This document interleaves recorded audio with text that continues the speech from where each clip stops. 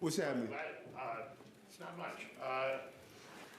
I guess the Biden administration estimated there were 600,000 legal residents like Khalil, Mr. Khalil, who have a green card. So that's a pretty large group of people. And so what we saw in the federal government's response was that he was a radical, foreign, pro-Hamas person, and there was no trial, and you have now spent a considerable amount of time on due process, and appropriately you cling to due process, and you count on due process to redeem America, right? What I don't understand is he was removed from this city, the city that you are in charge of, taken to Louisiana, requiring a habeas corpus petition, and there has been no actual due process.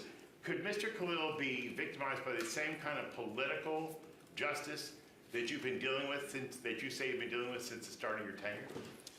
The immigration, deportation, how that's carried out is the federal government's job. That's the federal government's job. And the federal government will do their job. So you don't feel, though, you have a number of people in Mr. Khalil's situation.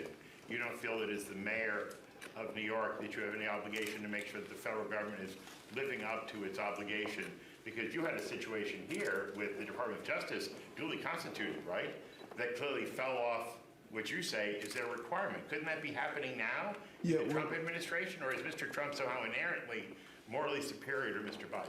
Well, you know, what I'm finding surprising is the level of support you all displaying, but I didn't see that support for me, even after we saw the emails and text messages that there's a potential that this is politically motivated. So if you're about justice, don't be inconsistent in your call for justice.